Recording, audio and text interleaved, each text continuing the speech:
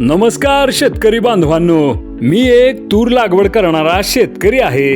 गेली अनेक वर्ष मी पारंपरिक घरची तूर लागवड करत होतो, पण त्यात बऱ्याच समस्या होत्या. खर्च जास्त आणि उत्पन्न कमी, झाडांना फांद्या कमी, एवढंच नाही तर शेंगा बी कमी.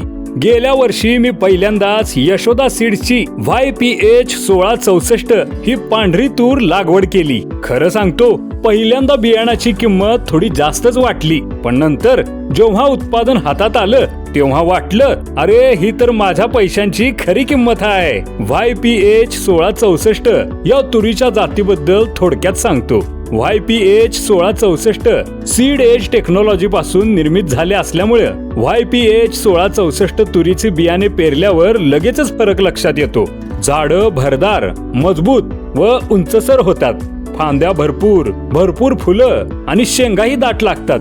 शेंगांमध्ये 4-5 शुभ्र पांढरे टपोरे आणि वजनदार दाणे असतात. सर्वात महत्वाचं म्हणजे मर रोग, वांज रोग आणि शेंगा पोखरणाऱ्या किडीवर या तुरीचा जबरदस्त प्रतिकार आहे. शेंगा फुटत नसल्यामुळे कापणीच्या वेळेस नुकसान होत नाही. माझा अनुभव काय आहे, माझं नेहमीच घरगुती तुरीचं उत्पन्न साधारणतः 5 ते 7 क्विंटल प्रति एकर असायचं, पण गेल्या वर्षी YPH 1664 लावल्यावर मला 12 क्विंटल प्रति एकर तूर उत्पादन मिळालं. ह्या YPH 1664 रिसर्च तुरीनं काही शेतकऱ्यांना तर 14 क्विंटल पर्यंत प्रति एकर उत्पादन मिळालं. लोक माझ्या शेतात YPH 1664 तूर बघायला यायचे आणि सगळ्यांनाच ही तूर आवडायची. तुरीला बाजारात भाव अधिक मिळाला, कारण ही तूर पांढरी, सुंदर, जाडसर आणि वजनदार असते.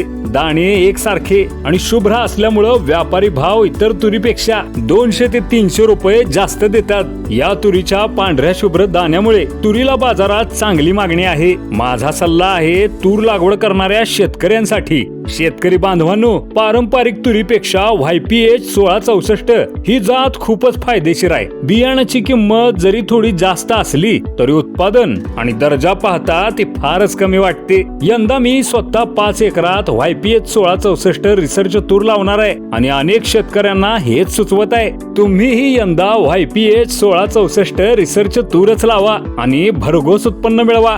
मी तुम्हाला आता माझ्या शेतात आणून तुरीचं पीक दाखवू शकत नाही, पण या फोटो आणि व्हिडिओच्या माध्यमानं तुम्हाला YPH 1664 रिसर्च तुरीचं तूर पीक दाखवत आहे.